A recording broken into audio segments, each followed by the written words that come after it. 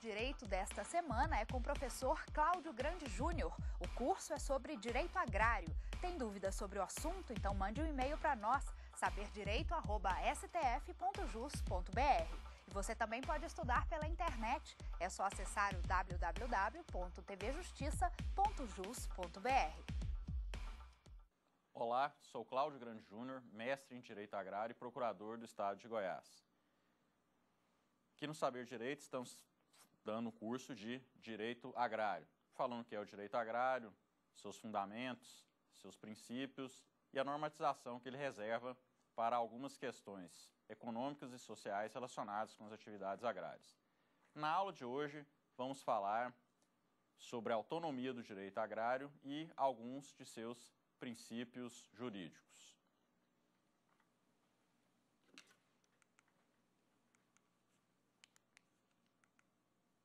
Historicamente, o direito agrário sempre lutou para ter sua autonomia reconhecida. Até hoje há quem diga que o direito agrário não passa aí de um sub-ramo, uma especialização do direito civil. E atualmente a gente que quer enquadrar o direito agrário com uma certa especialização do direito empresarial. Entretanto, conforme dissemos na aula anterior, esse entendimento não procede, nem pode proceder. Sem nenhuma dúvida, o direito agrário é sim um ramo autônomo do direito, não se confundindo com o direito empresarial, nem com o direito civil, embora em certos pontos esses ramos tenham pontos de contato.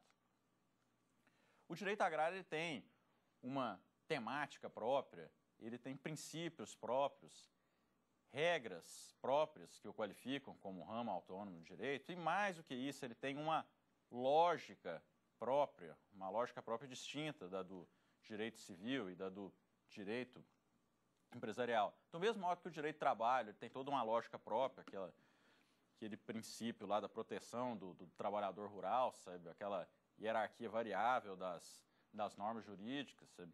O direito consumidor também tem uma lógica própria que o afasta do direito civil. O direito agrário, da mesma maneira, tem também esse raciocínio distinto, sabe? Esse código binário diferenciado do direito civil, do direito empresarial e de todos os outros ramos do direito. O problema é que no final da década de 1990, alguns estudos de direito agrário tomaram um rumo no sentido de negar essa autonomia deles. Sabe?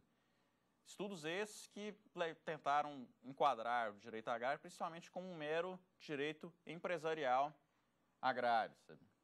Enquanto o direito consumidor, o direito ambiental, o direito econômico se asseguraram como ramos autônomos mediante novas perspectivas de estudo, o direito agrário acabou acontecendo o contrário. Deram uma perspectiva para ele que o encolhia, o minimizava como ramo autônomo do direito. Conforme explicado na primeira aula, o direito agrário não é um mero regedor das relações entre as pessoas no campo, ou um mero regedor do cultivo da terra ou da produção de alimentos.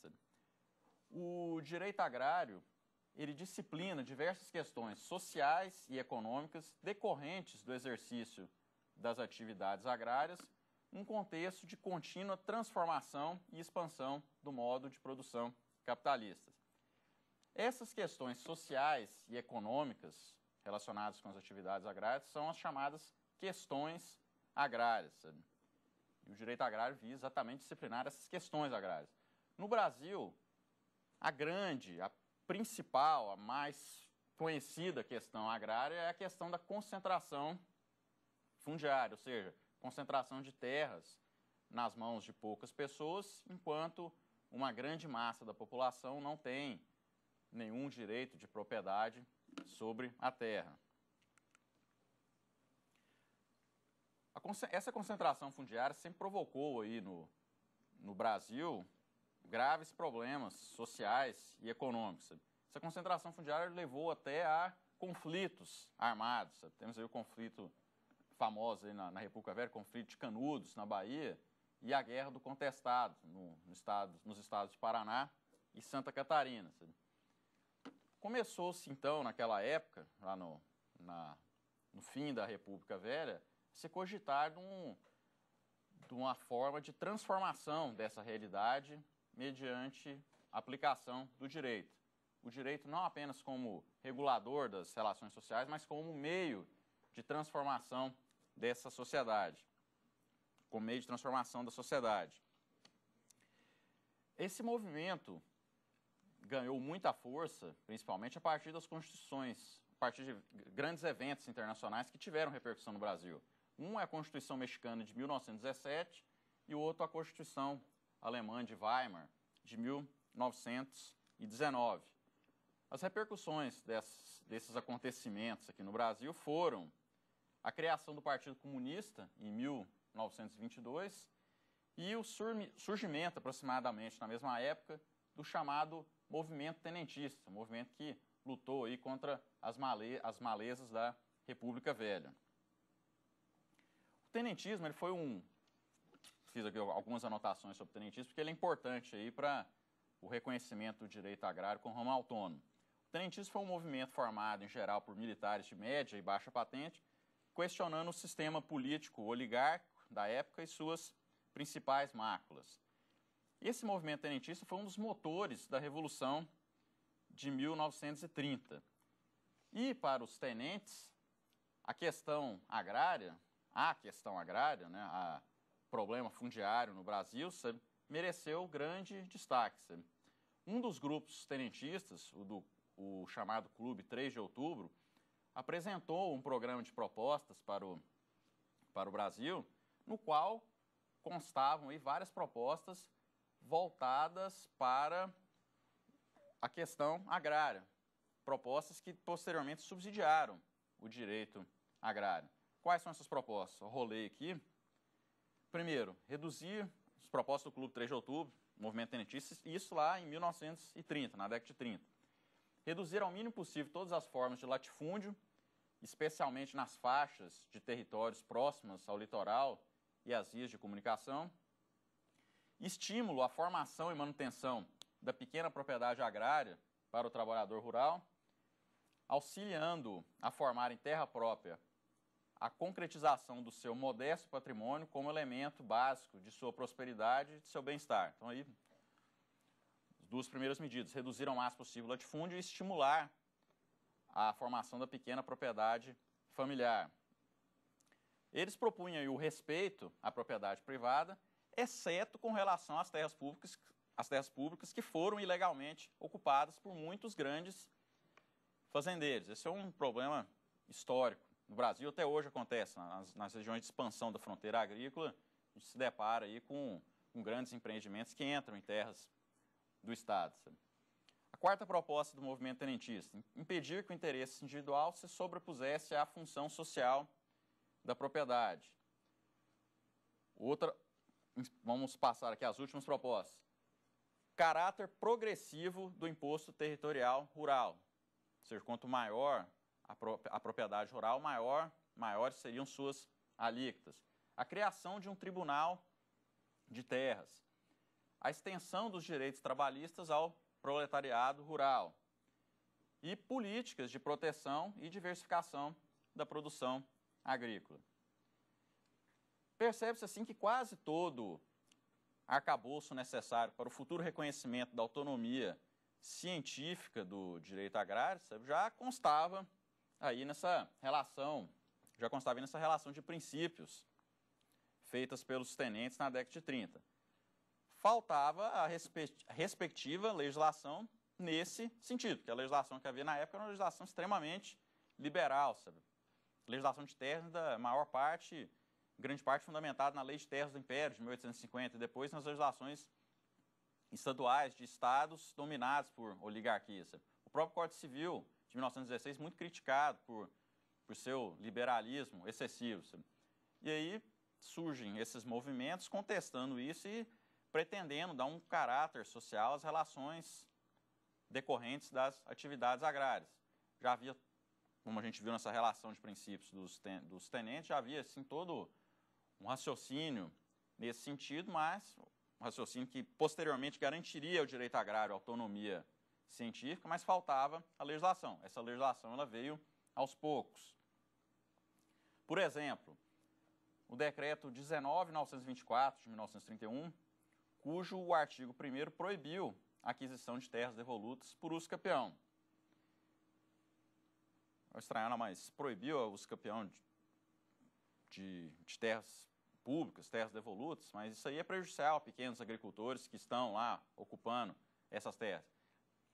Contudo, a proibição visou exatamente pegar grandes fazendeiros que estavam ocupando essas terras indevidamente, essas terras públicas e terras devolutas, e depois, um período de tempo, poderiam pedir a uso capião. Então, foi exatamente nesse sentido a proibição.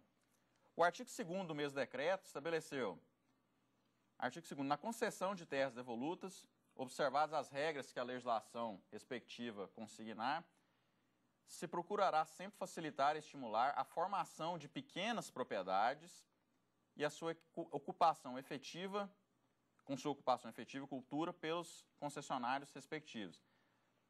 Mudou o foco aí. No foco, historicamente, do Brasil era das terras passarem, as terras públicas passarem a formar grandes propriedades, e aí, a partir de então, não. Proibiu aí a uso capião de terras, de imóveis públicos em geral, sabe?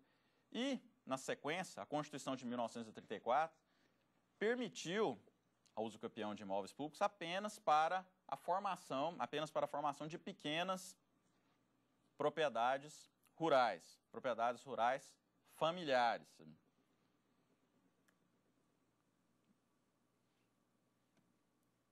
Isso consta no artigo 125 da Constituição de 1934. Excepcionou a proibição da uso capião de terras públicas, possibilitando apenas, em 10 anos, aos brasileiros não proprietários de imóveis que tornassem esse imóvel produtivo com seu trabalho, a aquisição, por uso capião, de um trecho de terras de até 10 hectares. Aí temos aí uma primeira regra, especificamente de direito agrário, sabe, derrogando, inclusive, o Código Civil. O Código Civil, na época, previa a uso capião com prazos muito longos, sabe? O prazo aí de até 30 anos. E, de repente, chega a Constituição de 34 e possibilita aí a uso capião de pequenos trechos de terras que pequenos lavradores tornaram produtivos, sabe, num prazo menor, num prazo de apenas 10 anos, inclusive sobre terras públicas, o que estava proibido. Então, a gente já vê aí uma legislação com um contexto novo. Essa Constituição de 34 também procurou fixar o homem no campo, uma outra preocupação do direito agrário, sabe? Como fazer essa fixação? Dando preferência ao trabalhador nacional para a colonização e aproveitamento das terras públicas, tratamento privilegiado às pequenas propriedades agrárias de menor valor, cultivadas em regime familiar, e também procurou proteger as terras dos índios. Criou também um mecanismo até então inexistente para a formação de grandes propriedades rurais sobre terras públicas. Há necessidade de autorização do Poder Legislativo, no caso do Senado Federal. A Constituição de 37 manteve parte dessas normas. A Constituição de 37 foi uma Constituição ditatorial, de 34 foi uma Constituição democrática, mas de 37 manteve parte dessas normas incipientes de direito agrário, e do mesmo modo a Constituição de 1946. Houve aí uma luta dos movimentos sociais para que mais normas de direito agrário fossem produzidas, houvesse uma produção legislativa maior com relação ao direito agrário. Porém, isso aí várias vezes esbarrou no Congresso Nacional até explodir aí a crise política de 1964. Aí a gente sabe que teve um golpe militar em 1964, porém os militares estavam cientes que a questão agrária não podia continuar da forma como estava. Inclusive havia pressão do governo norte-americano, para que se promovesse mudanças no campo aqui no Brasil.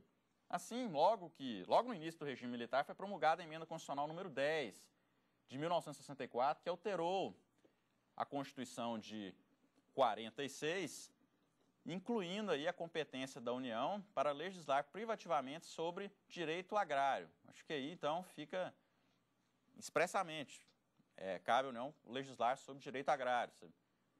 Privativamente a União. Então, aí, acho que não há mais dúvidas do surgimento do direito agrário, tendo, inclusive, autonomia legislativa. E, na sequência, a mesma emenda constitucional, ela criou a desapropriação por interesse social para fins de reforma agrária, a desapropriação para fins de reforma agrária, mas a desapropriação diferente das desapropriações até então existentes. E também, na sequência, o governo militar ele tratou aí de conseguir aprovar no Congresso a promulgação de uma extensa legislação agrária, na qual se destaca o Estatuto da Terra, que é de 1964.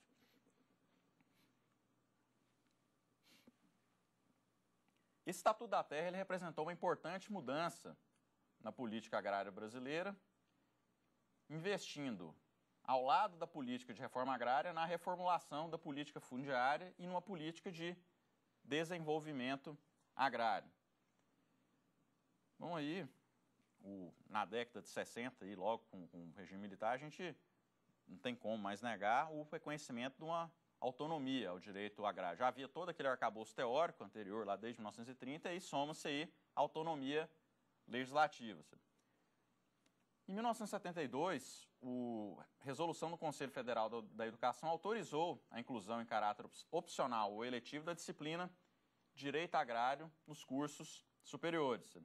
Logo surgiu uma especialização de Direito Agrário na Universidade Federal de Goiás e, na década de 1980, o mestrado. Então, a gente tem autonomia didática ao direito agrário. Temos, então, autonomia científica, legislativa e didática ao direito agrário. E qual que é o seu objeto particularizado? Os problemas sociais e econômicos que emergem da aplicação do modo de produção capitalista às atividades agrárias. Assim foi sendo construído toda uma legislação com conteúdos próprios, ou seja, que vincula normas distintas dos demais ramos do direito. Normas próprias, regras próprias, mas não apenas regras, também princípios. Princípios esses que já constavam na Constituição de 1917, na Constituição de Weimar de 1919 e que foram trazidos para o Brasil a partir de 1930. A gente vai ver daí que o direito agrário tem institutos próprios, como a reforma agrária, a desapropriação agrária, os contratos agrários, o imóvel agrário, também a legitimação de posse, depende de todo um estudo específico de direito agrário. Faltou apenas o reconhecimento de autonomia jurisdicional ao direito agrário, mas isso não implica em seu não reconhecimento como ramo autônomo do direito. Vale a pena lembrar aí que a autonomia jurisdicional seria aí num sentido parecido com o do direito do trabalho, criar uma justiça própria para que os juízes fossem imbuídos de uma mentalidade agrarista, da mesma forma que lá no Justiça do Trabalho eles são imbuídos de uma mentalidade trabalhista. Essa proposta não vingou. O máximo que a gente tem hoje na Constituição, no artigo 126, é a previsão de criação de varas especializadas agrárias para julgarem questões agrárias decorrentes de conflitos fundiários. Então, não chegamos aí ao ponto de uma autonomia jurisdicional, mas isso não impede o reconhecimento do direito agrário como um ramo autônomo do direito. Então, nessa primeira parte da aula, falamos da autonomia científica, didática e legislativa do direito agrário. Falamos também da questão das varas especializadas do direito agrário. Não chegou-se ao ponto de ter uma justiça agrária, uma autonomia jurisdicional, mas a Constituição aí reconheceu a gravidade do problema e determinou a criação dessas varas. Com a autonomia científica, didática e legislativa, é inegável que o direito agrário tem normas, conteúdos, institutos próprios, são os institutos jurídicos agrários. Esses institutos visam exatamente a concretização dos fundamentos e objetivos fundamentais da República. aqueles princípios mais caros da República previstos no artigo 1º e no artigo 3º, os fundamentos, os objetivos fundamentais da República, o direito agrário existe exatamente para tentar concretizá-los. E aí nós temos, no direito agrário, normas próprias, sabe? As normas agrárias, constituídas de princípios e regras específicas. Sabe? Essas regras estão aos montes na Constituição, no Estatuto da Terra e o restante esparso na legislação agrária. Essas normas elas formam aí um ramo do direito porque elas estão amarradas por princípios próprios que, mais adiante, a gente vai ver, sabe? Chamo então aí para a primeira pergunta de hoje. Olá, professor. Meu nome é Sônia Vilas Boas e eu queria saber quais são os princípios jurídicos mais importantes do direito agrário.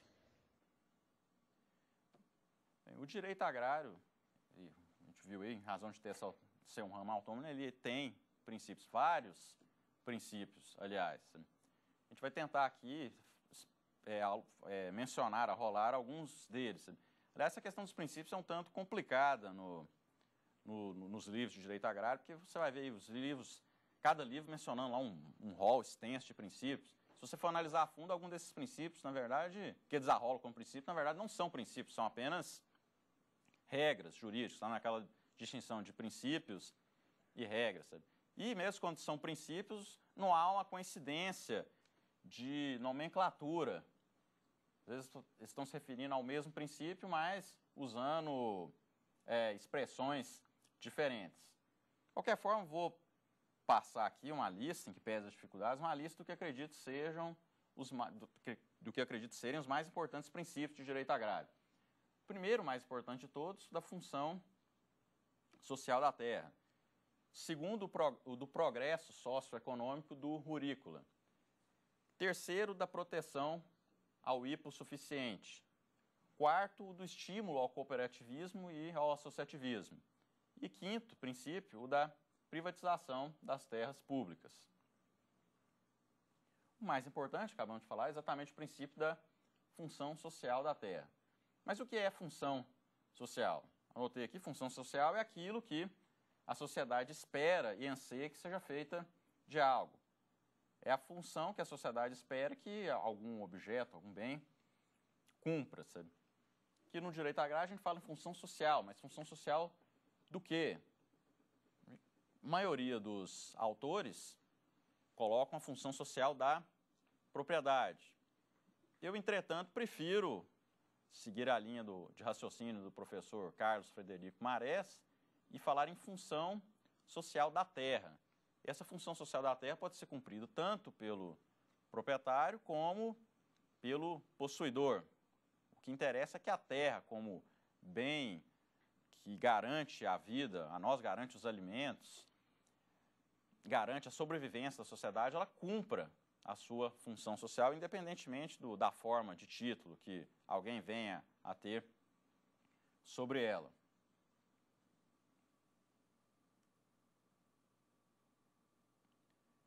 Um problema aí que surge muito na questão da autonomia do direito agrário é que fala-se muito em função da social lá no direito civil.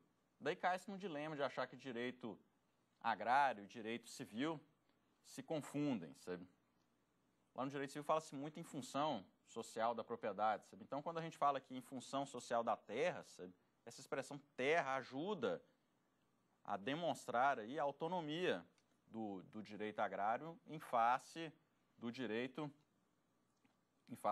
civil.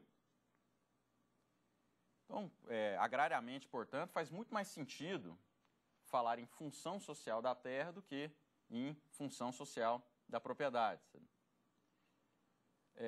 Quanto ao descumprimento dessa função social,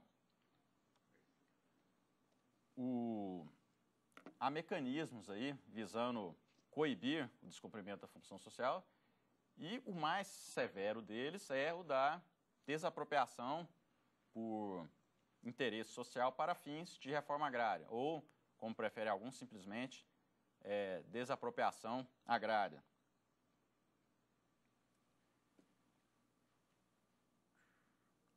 O cumprimento dessa função social da terra, a gente tem que observar que não basta apenas a produtividade. No primeiro momento, a preocupação maior era exatamente com isso, com a produtividade. Porém, não pode ser uma produtividade buscada a qualquer custo.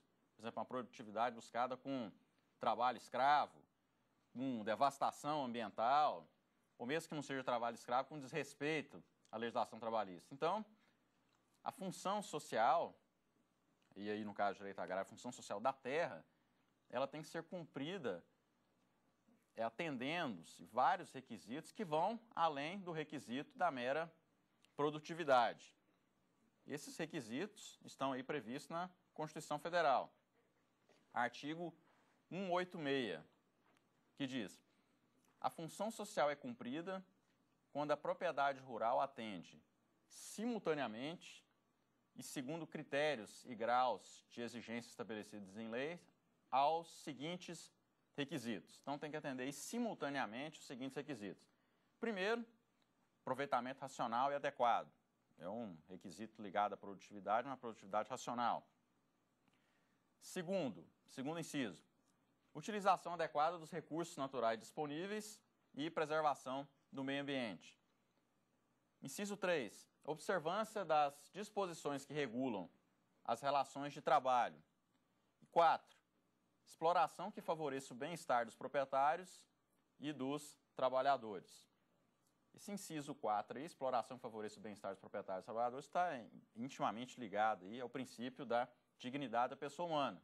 Como dissemos ali no início da aula, o direito agrário existe exatamente para tentar viabilizar os fundamentos da República Federativa do Brasil, previsto no artigo 1º, e um desses fundamentos, aí, talvez o mais importante, é exatamente a dignidade da pessoa humana. O direito agrário se volta a isso aí. A proposta de reforma agrária, de toda essa preocupação com os trabalhadores rurais, com as pessoas que desempenham atividades agrárias, para garantir a dignidade humana a essas pessoas. Como dissemos aí, esses requisitos do artigo 186 devem ser atendidos todos simultaneamente, atendimento simultâneo, e, vendo ali a redação do artigo, fala lá, atendimento simultâneo desses requisitos, segundo critérios e graus de exigência estabelecidos em lei. Há, portanto, a necessidade de uma lei estabelecendo esses critérios. A lei, no caso, é a Lei 8629 de 1993. Essa lei, em seu artigo 9º, ela repete e explica os requisitos da função social previstos no artigo 186 da Constituição Federal. Assim, lá o primeiro inciso da Constituição fala, fala aproveitamento racional e adequado. Aí, o artigo 9º da lei, parágrafo 1º, vai falar, considere-se racional e adequado o aproveitamento que atinja os graus de utilização da terra e de eficiência na exploração especificados no artigo 6º daquela lei. Aí uma referência expressa à produtividade conforme as características da terra. E fala-se aí no grau de utilização da terra, que é o GUT, que é a utilização de percentual mínimo de área aproveitada do solo. O solo lá tem que ser aproveitado uma área mínima do solo para ser aceito o seu aproveitamento racional e adequado. E produção econômica que atinja os índices mínimos de produtividade, que é o GE, grau de eficiência que é o grau de eficiência na exploração. Esses são os famosos GUT, GE, que tanto falam aí nas ações de apropriação por reforma agrária. Considera-se, parágrafo 2º, considera-se adequada a utilização dos recursos naturais quando a exploração se faz respeitando a vocação natural da terra, de modo a manter o potencial produtivo da propriedade, para ela não ser destruída, né, de imediato. Faz a exploração e acaba com ela. Não, tem que ser de uma forma tal que a exploração da terra possa se perpetuar no tempo. Sabe? Fala aí também da preservação do meio ambiente, que são a manutenção das características próprias, meios naturais, qualidade dos recursos ambientais, sabe? E também a observância das disposições que regulam as relações de trabalho. Falei que implica respeito tanto à legislação trabalhista como também às normas relativas aos arrendamentos e parcerias rurais. Aí, esse ponto aí é um ponto que pode surgir polêmico, porque esses contratos, na verdade, não são contratos trabalhistas, sabe? Constituição mandou exigir a observância nas relações de trabalho. De repente a lei veio e falou de observância das relações de trabalho, mas incluiu aí contratos de arrendamento e parceria rural. Esse é um ponto que sempre causa polêmica. Sabe? E o parágrafo 5º do artigo 9º da Lei 8629, que explicita aí os requisitos da Constituição, fala o parágrafo 5º.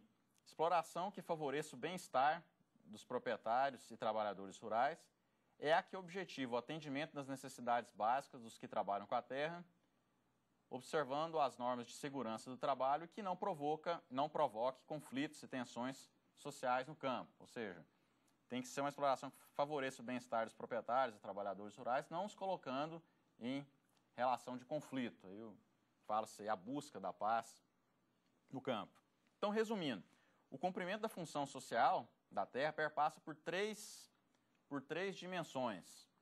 Primeiro, uma econômica, muito ligada à produtividade. Segundo, a social, ligada aí ao bem-estar de quem está lá desempenhando as atividades agrárias. E terceira, a ambiental, preservação dos recursos naturais, etc. Como falei, não se admite mais como, até meados do século XX, quando se permitia buscar a produtividade a qualquer custo, destruindo o meio ambiente, sabe?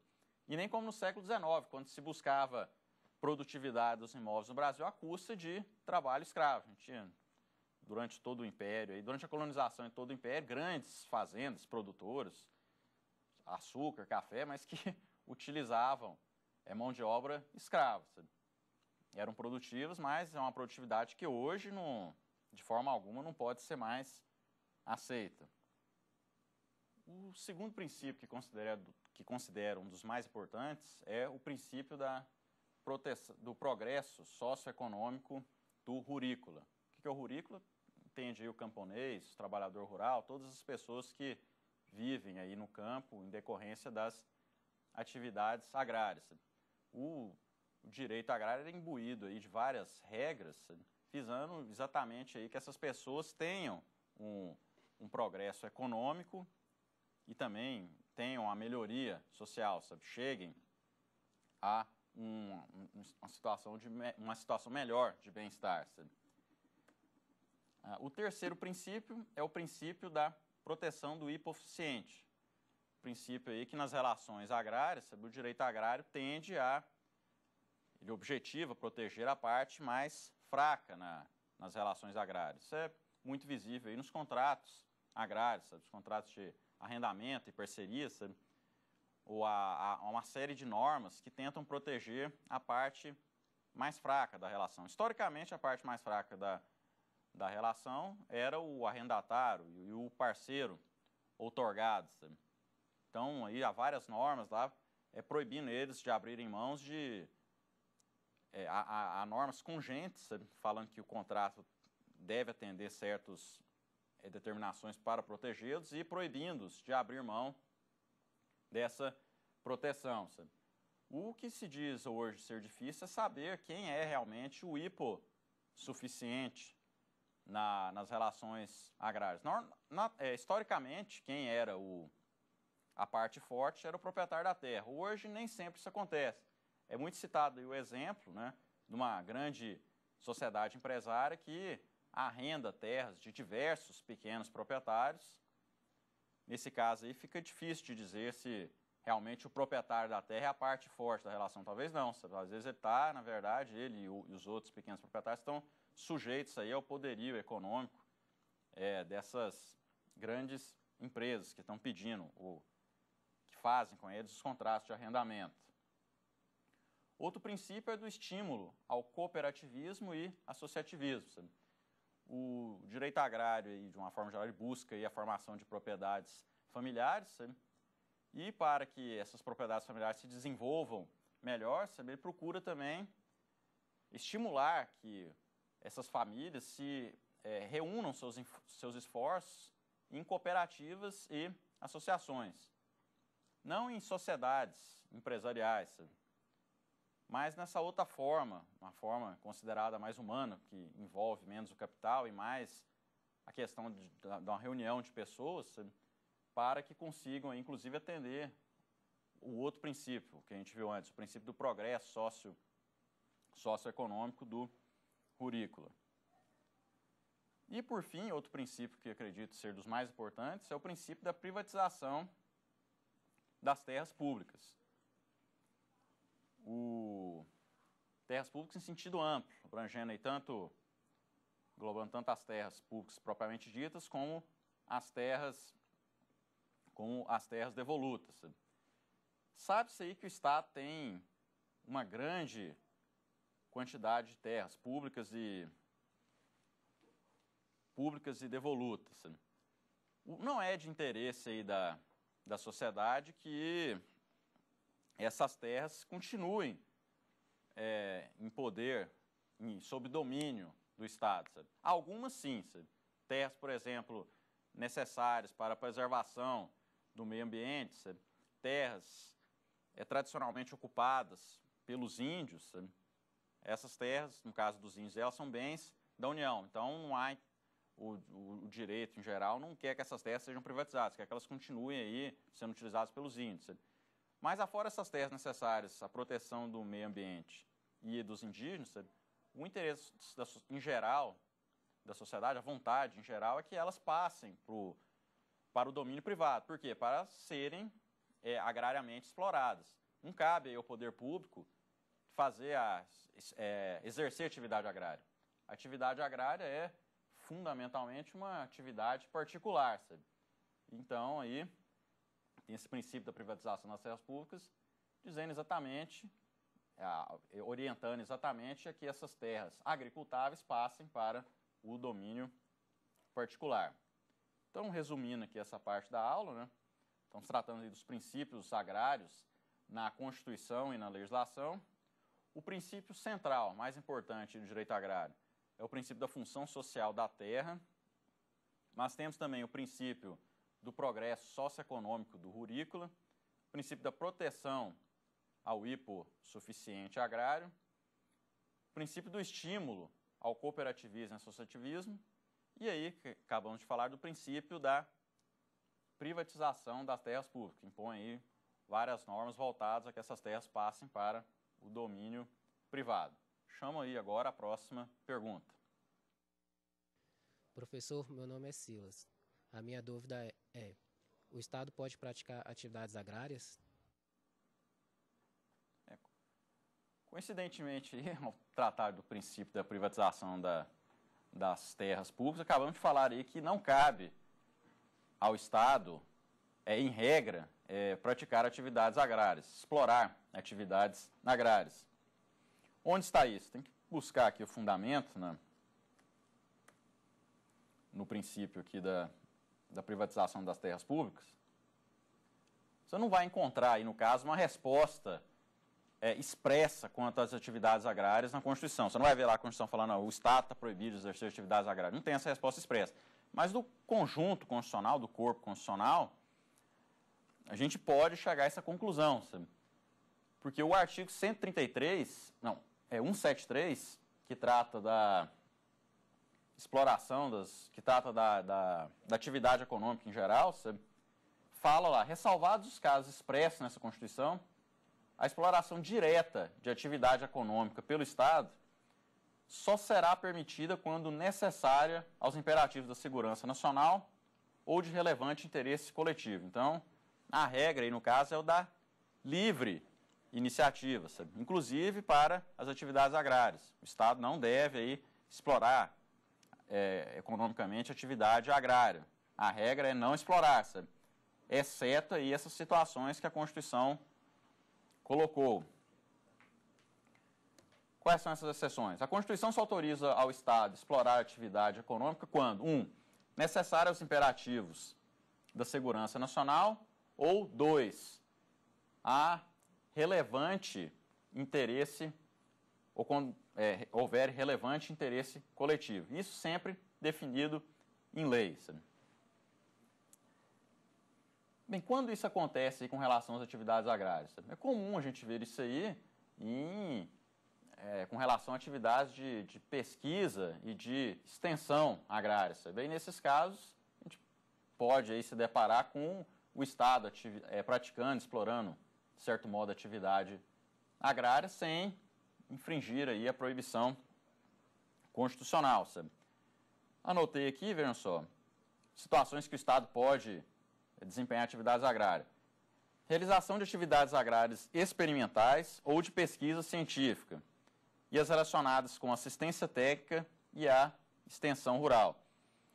O artigo 10 do Estatuto da Terra fala aí que o Estado pode exercer essas atividades unicamente para fins de pesquisa, experimentação, demonstração, fomento, visando ao desenvolvimento da atividade agrícola e aos programas de colonização ou programas de fins educativos, de assistência técnica ou de readaptação das pessoas, dos produtores, dos trabalhadores rurais. Então, a resposta é essa. A resposta à pergunta, em regra, não pode o Estado explorar atividades econômicas, inclusive agrárias, sabia? As exceções são essas aí, voltadas aí para situações de pesquisa ou de ensino.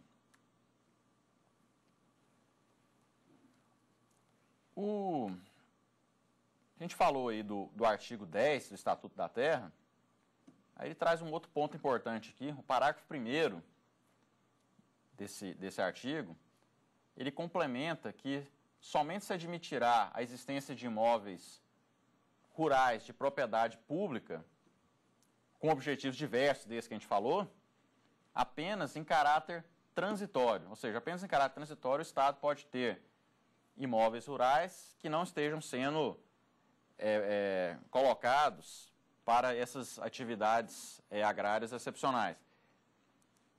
Exemplificando, vou citar aqui um exemplo. Sabe? Se por acaso numa execução o Estado adjudica uma fazenda, o Estado passa a ser proprietário dessa fazenda. Sabe? A não ser que ele vá utilizá-la para fins de experimentação, pesquisa científica, sabe? Se não utilizar a fazenda para esses fins, ele deve necessariamente passar, devolver essa fazenda à propriedade privada. Não de quem foi o executado, sabe? Mas de outra pessoa que venha, por exemplo, no caso, a comprá-la. Sabe? Ou, mais importante, sabe? Utilizar essa fazenda para o assentamento de pessoas com carência social que querem desenvolver atividades agrárias. Sabe? Ou seja, utilizar aí para um fim voltado, semelhante ao de reforma agrária. Sabe? Essa questão da privatização das terras públicas e da proibição do Estado de exercer atividades agrárias fica muito clara quando a gente trata da desapropriação para fins de reforma agrária. O imóvel que não cumpre a função social, e no caso ele é tomado de um particular, sabe? E depois o Estado vai distribuí-lo entre vários outros particulares. Então, a desapropriação para fins de reforma agrária não é para estatizar a terra, sabe? Não é para fazer fazendas coletivas estatais, como na antiga União Soviética. Sabe? O interesse não é esse. Sabe? O princípio da privatização das terras determina que, em seguida, o Estado assente pessoas beneficiadas, pessoas que se enquadrem como beneficiados da reforma agrária, nessas terras, concedendo-lhes título de proprietário dessas terras. Sabe? Tudo bem que aí pode pôr uma cláusula aí, proibindo essas pessoas de venderem esses títulos antes de determinado tempo, sabe? No caso aí, 10 anos. Sabe? Mas isso aí é só para a pessoa não pegar a terra e já em seguida largar, sabe? Tem pessoas que só estão interessadas em pegar a terra para fazer o dinheiro e vendê-la e ir embora. Não. Dar a terra para quem quer praticar atividade agrária e dando, inclusive, a propriedade dessa terra. Com a propriedade ele vai poder obter financiamentos, porque vai dar essa terra em garantia, sabe? Dando a propriedade para a pessoa, ela consegue ampliar a liberdade dela e desenvolver melhor atividades econômicas, atividades em gerais, inclusive a atividade agrária. Então, o X da questão com relação à privatização das terras públicas é para quem e como essas terras vão ser distribuídas. Historicamente, a gente vê que durante a colonização, as terras brasileiras foram distribuídas de forma elitista. Foram distribuídas sob o formato de sesmarias. Essas sesmarias eram concedidas apenas a quem demonstrava ter condições de impor aqui em terras brasileiras grandes empreendimentos voltados ao abastecimento do mercado internacional. No Império, com a Lei de Terras de 1850, teve privatização automática de uma grande quantidade de terras, grandes extensões de terras também, e depois, pela Lei de Terras, estava determinado que as terras restantes deveriam ser vendidas pelo melhor preço possível. Sabe? Hoje, esse princípio da privatização das terras públicas ganha uma conotação social. Não é simplesmente alienar a terra para fazer caixa para o Estado ou alienar a terra para fazer grandes fazendas produtoras. Sabe? Ganha uma conotação social de quê? De distribuir terras às pessoas que, historicamente, sempre foram prejudicadas não tiveram, pessoas que não conseguiram ter acesso à propriedade da terra. E daí fala-se, então, que esse princípio tem um viés social, sabe? De que as terras públicas e devolutas, sabe? Que não sejam fundamentais à proteção do meio ambiente, nem sejam indígenas, sejam prioritariamente, sabe, distribuídas aos trabalhadores rurais e outras pessoas que desempenham atividade agrária e não conseguem ter acesso à propriedade da terra. Isso, aliás, consta na Constituição, no capítulo destinado à política agrícola, fundiária e à reforma agrária, consta lá que a destinação das terras públicas e devolutas tem que ser compatibilizada com a política agrícola e com o Plano Nacional de Reforma Agrária. Pois bem, agora chegando aqui ao final da aula, vamos fazer um resumo de tudo, né? Nessa aula a gente começou tratando aí da autonomia do direito agrário, questão de ter autonomia científica, didática, legislativa, sabe? Questão dele ter regras e princípios próprios, institutos próprios, ter toda uma lógica de raciocínio próprio, né? Do direito agrário estar voltado à concretização dos fundamentos da República Federativa do Brasil, principalmente a dignidade da pessoa humana. Sabe? Também o direito agrário está voltado à concretização, falei aqui dos fundamentos da República, né? E também a concretização dos objetivos fundamentais da República, ou seja, diminuição das desigualdades sociais, eliminação da miséria, sabe? Diminuição da pobreza. Sabe? O direito agrário ele serve para todas essas questões principais que estão ali logo no início da Constituição. Sabe? Diz que o Estado Democrático de Direito ele deve atuar exatamente nesse sentido. Sabe? O direito agrário é um instrumento forte para isso, uma vez que há muita pobreza ainda no campo, muita miséria, muitos problemas sociais no campo. Sabe? E aí ele vem aí dar amparo à Constituição para isso. O direito agrário ele é composto de princípios próprios, né? Regras próprias e conteúdos próprios. Sabe? Aí a gente fala até em institutos jurídicos agrários. Sabe? Esses institutos a gente vai ver, vão ser vistos aí na próxima aula. Sabe? E, para encerrar essa aula, sabe? Relembrando que o ponto central do direito agrário é o princípio da função social da terra. Sabe? Aí eu até falo aí, a centralidade do princípio da função social da terra para o direito agrário. Todos os outros princípios têm que observá-los. Sabe? Todos que lidam com a terra precisam observar o princípio da função social, não apenas os grandes proprietários. Esses aí têm uma sanção mais severa, que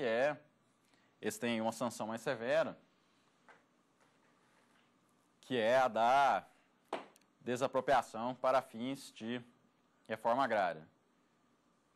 Bem, com essas palavras, eu encerro aqui essa aula, agradeço aos telespectadores que acompanharam e convido-os para, na próxima aula, a gente para nós analisarmos alguns dos principais institutos jurídicos agrários. Obrigado. Tem dúvidas sobre o assunto? Então mande um e-mail para nós, saberdireito@stf.jus.br. Você também pode estudar pela internet. É só acessar o www.tvjustiça.jus.br.